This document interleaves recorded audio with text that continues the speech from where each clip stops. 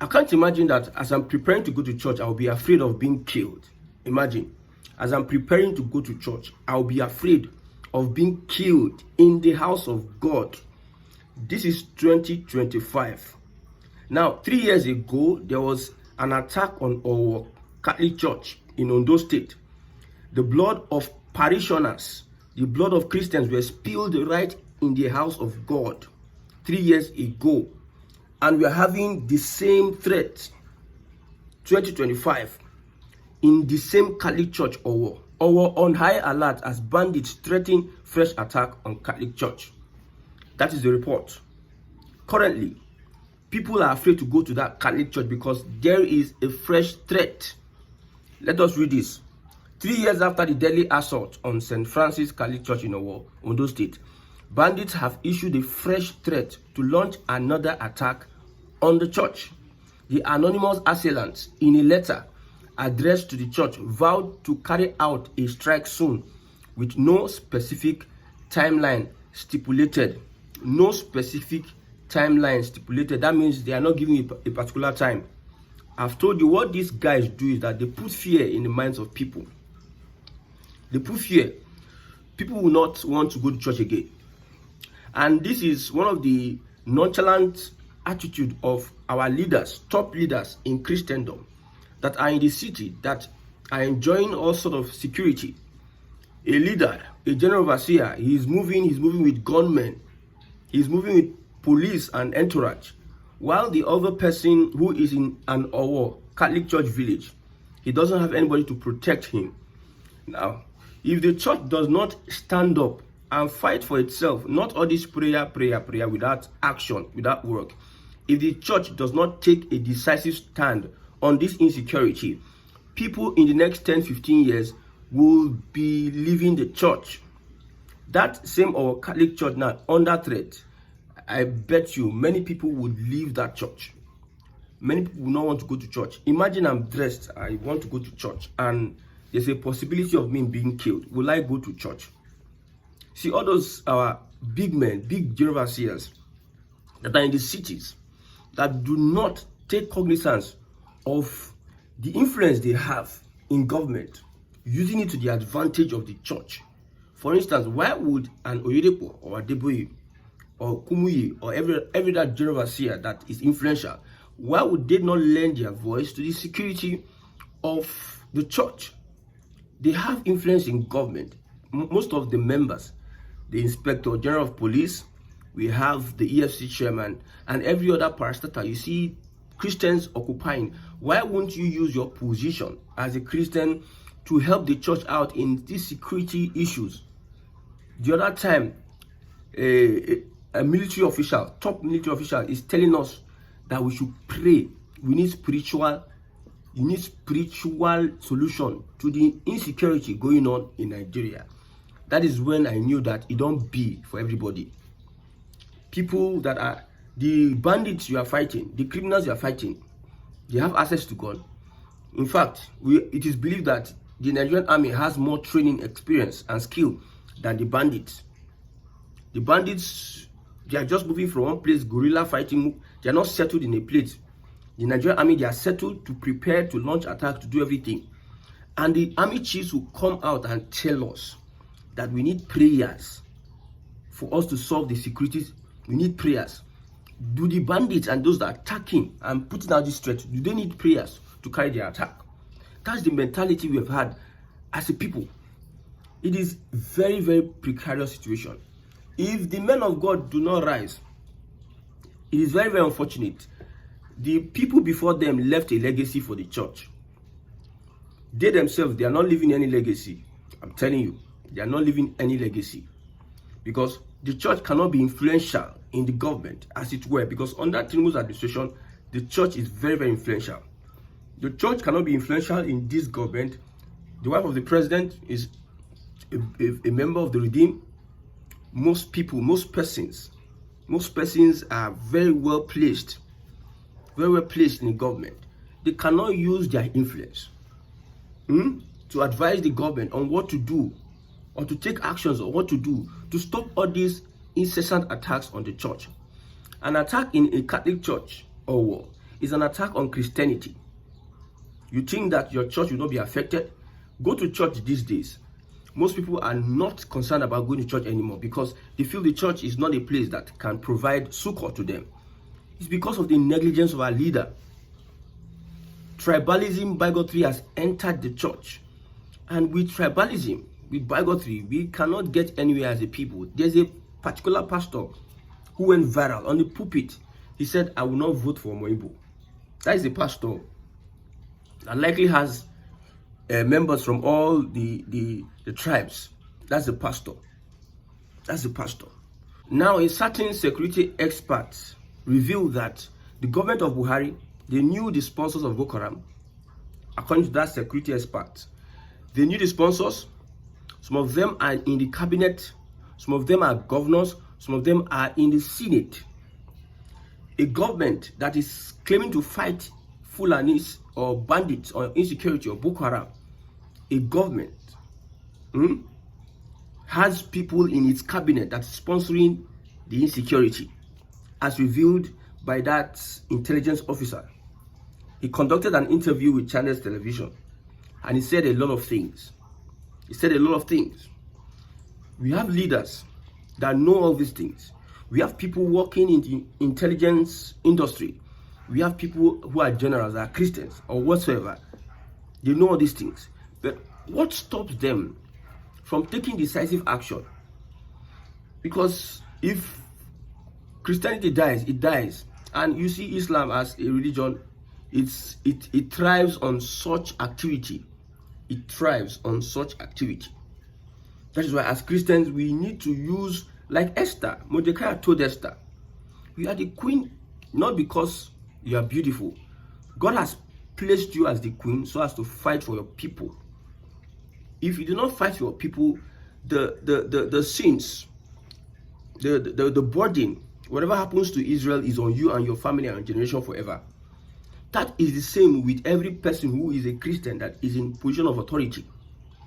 Because under a Southern president's regime, under this administration, we should not be hearing anything about a threat to these assailants are giving the church no stipulated time. They say they can come anytime. That means the fear lasts forever until they are being attacked.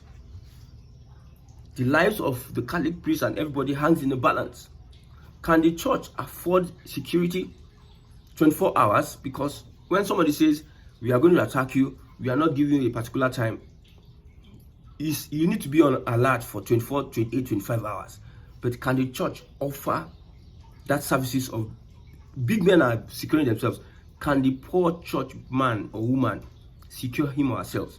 The only thing that they can do is that those people that are in power, that's why I said most people are not Christians. They're just there for there. Because if not, you are a Christian and you believe in the Christian cause, you use your position and also provide security for the people. Yes. This man revealed that the Buhari government knew about the sponsors of Boko Haram. They knew about it. The intelligence department knew about it. And he said one of the problems we have in Nigeria is religion and ethnicity. Because of religion and ethnicity, people refuse to fight insecurity.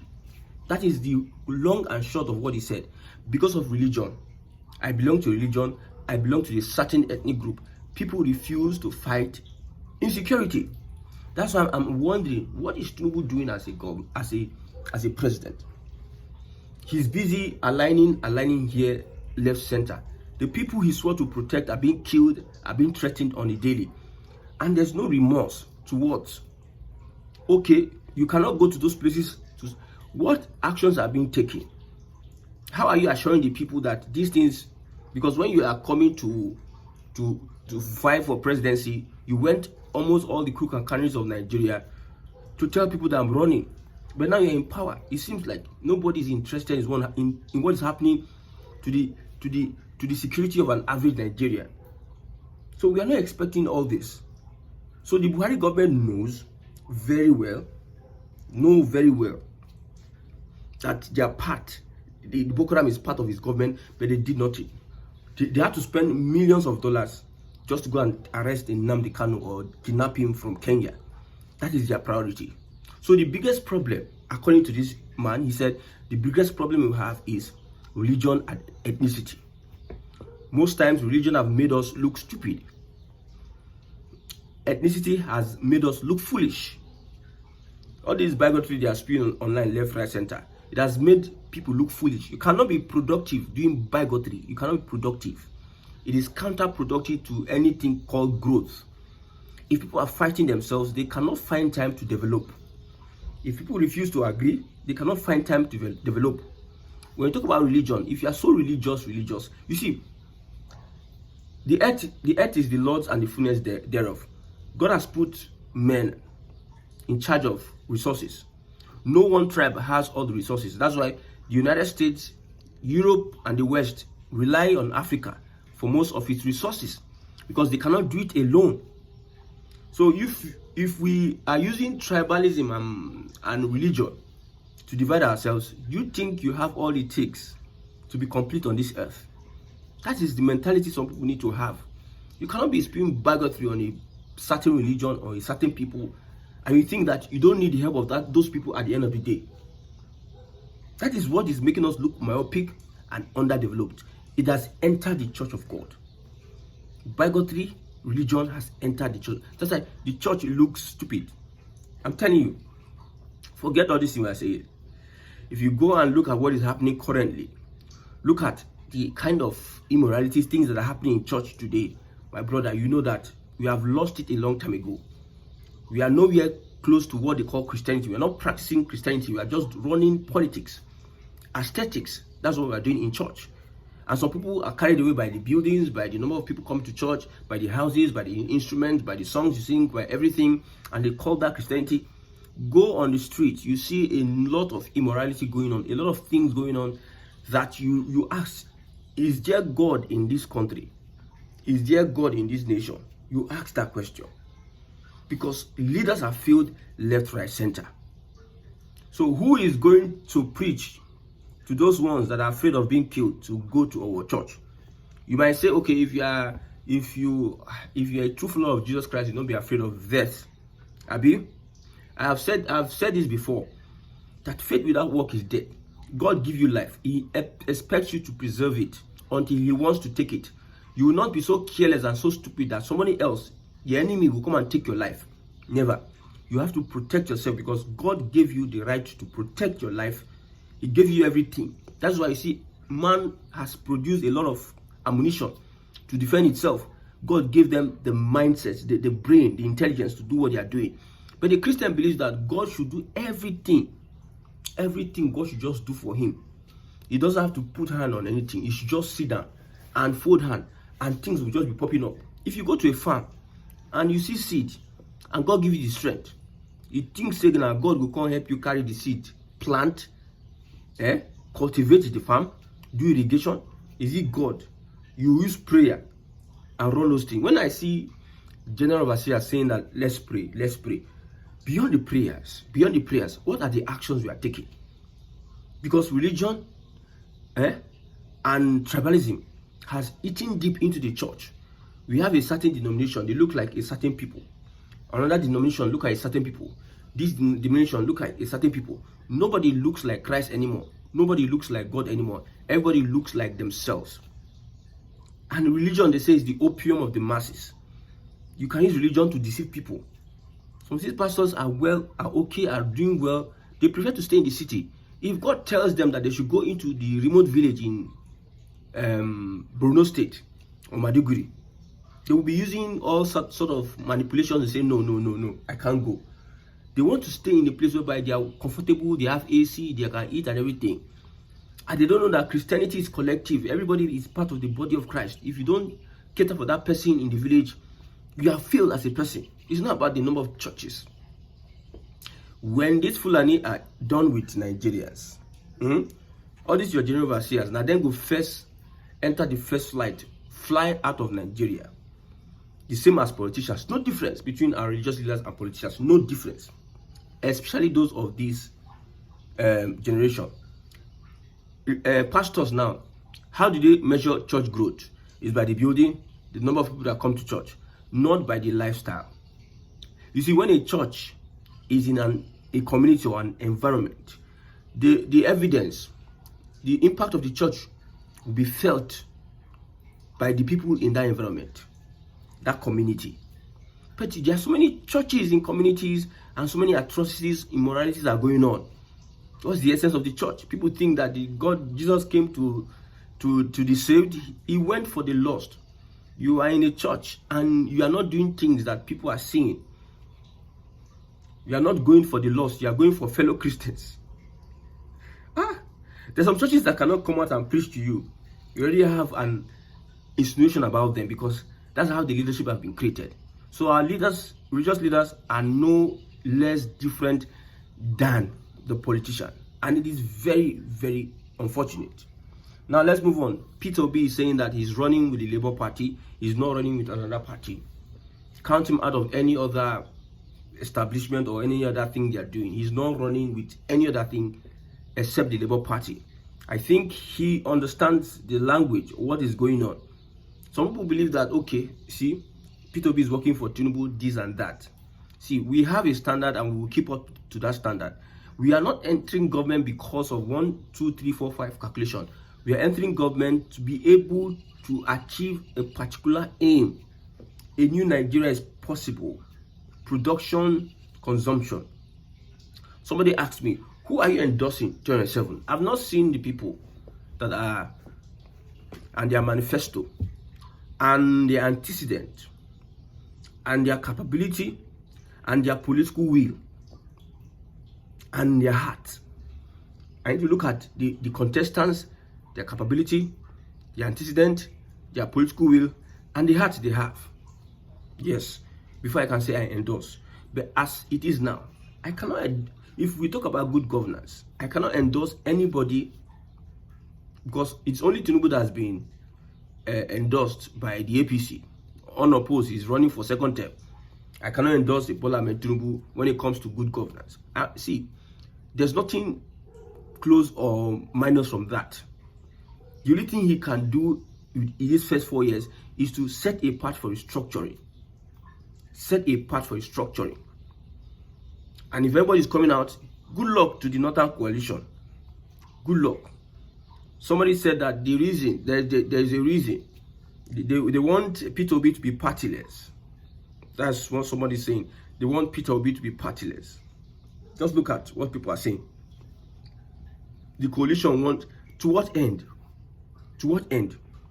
It's better for Peter Obi to be partyless than become a deputy to Atiku. I don't know how you see it. I understand the calculation of let Peter Obi join Atiku and do this and do that and do that. Remember, Buhari, RFI, Atiku, they are in the coalition. Buhari under his government knew about killer Fulani herdsmen, knew about Boko Haram sponsors, but did nothing. Even it was being said that some people are governors, some people are senators. Hello. Chief Security Officer of a state in Nigeria is being accused to sponsor Boko Haram under a Fulani president. And these 3 guys are Fulani. Atiku put out a tweet on Deborah and quickly deleted it because they threatened him. That shows you where his loyalty is. I'm much more concerned about the Fulanization of Nigeria than whatever you think Nigeria is going to become. Because since we are talking now, people think we are crazy, we don't know what we are doing. If it's set, all these guys, where they do anyhow, they blah blah, now then go enter the first flight, will leave you, run away. If it's set. So if Peter Obi is not leading that pack, because vice presidential candidate, what have you, Buhari will be there say Buhari knows about anything. Now then carpet Osibajo, who's a professor. He carpet a professor, put her from one side. Tinubu, who we don't know whether there's a certificate that we can hold on to. And Shetima, who went to school, I think he has a master's PhD. Tinubu, carpet him on that side. So if Peter Obi becomes Atiku's running mate with some of the power brokers, because under a Buhari, power brokers are the ones that help Buhari to silence the vice president. Who is Atiku surrounding himself with? Look at these Fulani guys are frolicking all around themselves. They are joining 1 or 2 or 3 or 4 to run what they are doing. We see it day by day. So you expect a P2B to now become a deputy in the mix of all these wolves? The reason why you think Tinubu did not, or Ribado, you are able to use the DSS security, whatever, to kick out an Erufai. So far, it is the Fulani that is, and then plenty for that coalition. We don't want the obedient movement. Nobody wants. In fact, it's better for Igbo become presidency. What is going to bring? What is he going to bring? You think that if P2B becomes president, he can do East-West Road. He can do those projects. But that's support. If Fulani even become president today, they cannot stop what is going on in Lagos State. Because if they stop it, it's like taking the country. Like, you cannot stop a Dangote, because Dangote is too invested in Nigeria. Even though you hate his tribe, he's too invested in Nigeria. The hatred on Igbos, the hatred on whatever, is too invested in Nigeria that even though you have an Igbo presidency, they will do all they can. Any small thing, they don't enter opposition. They'll be uniting. Okay, P2B becomes president. You see that there will be a lot, like what happened to Jonathan. They will allow him to do his 4 years. They will allow him, and they will make sure they do all they can. They do all they can to push him out, because it's a tribal thing. I'm telling you, this is reality. This is the things that are happening in the country today. So we all need to come and sit down. Sit down. Everybody, sit down. Chart a way forward for yourself and this country, because this current way we are running Nigeria is not going to help anybody. The pastors are failed, the imams and then fail pass. The pastors, imams are failed, the political leaders has failed. Activism, no more activism again. Nobody do activism. Everybody don't disappear because he concerned Buhari APC and Tinubu APC. Everybody don't disappear. Nobody is doing activism again. Everything has just failed. And we are calling ourselves Christians. You are light of the world. If you are light, shine now. A light that cannot shine, how come that thing be light? You cannot become light and you are not shining. Christians are not doing enough to protect themselves. Christians are divided along ethnic and religious lines. Ethnicity is very unfortunate. May God help Nigerians.